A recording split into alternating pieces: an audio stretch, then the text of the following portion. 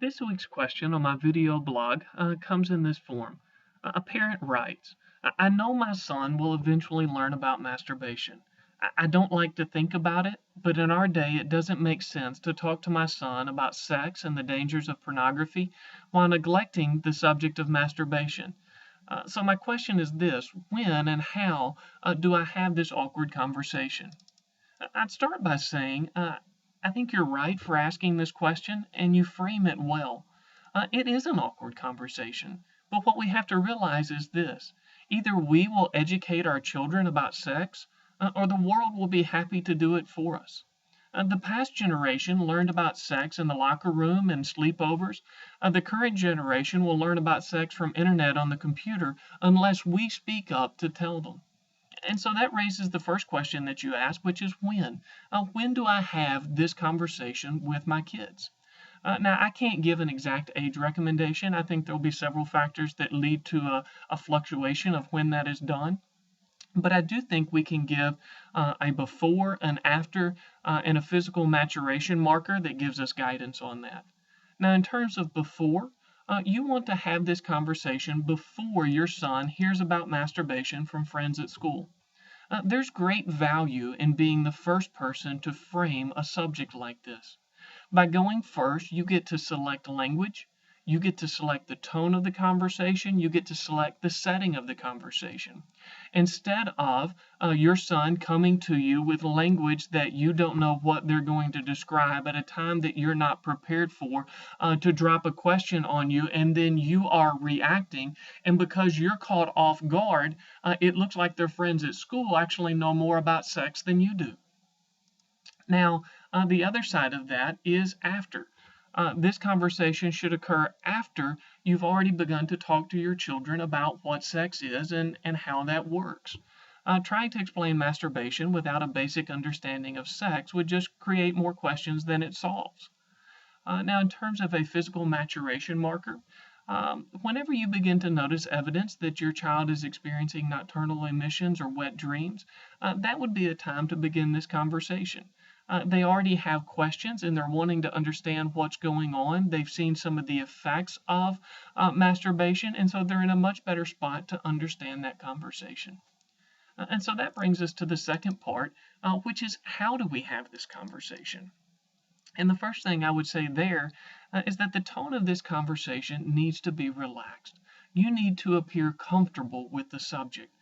If not, then it's going to shut down any future communication that you might have. Part of the reason why I chose to do this post as a video blog is just to try to model what it's like to have a comfortable instructional dialogue where you use words like masturbation and ejaculation, so that we just become more comfortable with the subject. Now, another part of having a comfortable tone is in using understandable language. If you say to a young person that masturbation is self-stimulating to the point of ejaculation, they're not going to know what you're talking about. But if you talk about, if you've noticed that when you touch yourself in your private area, that it can tend to feel good, that can be stimulating, that you've noticed in your dreams that after that there can be this thick white fluid that is produced, and to kind of walk them through that, and then we begin to give them some of the names to go with those concepts, and at that point they can understand sperm and semen, ejaculation, arousal. But if we use those phrases up front, we just become Charlie Brown's teacher who's saying things that they don't understand and they're not ready to hear.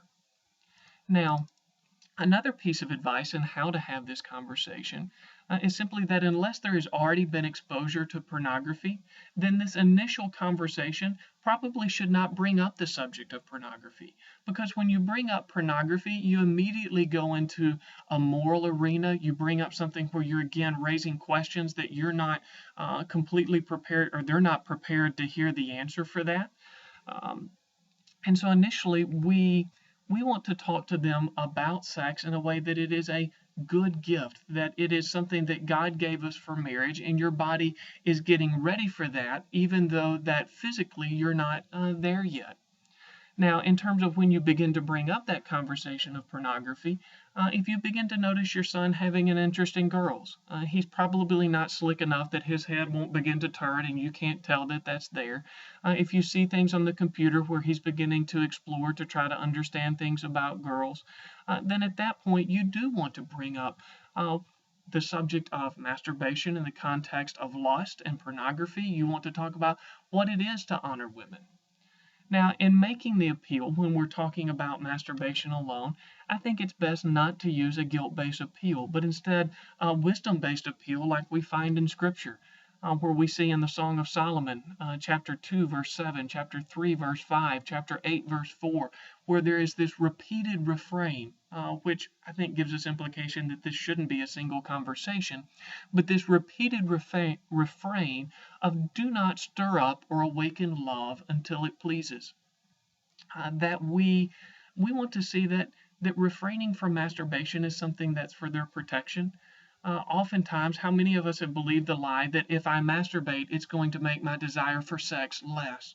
But yet, the more we do it, the more it increases our appetite.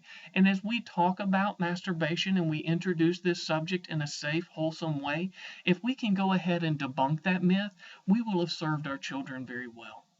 Now, at the bottom of this blog, I'm going to put several resources, some blogs and booklets and books that I think will help you as a parent prepare for this conversation and provide some ways to engage that as an ongoing conversation with your children that I think will be God honoring and effective. I hope you found this helpful.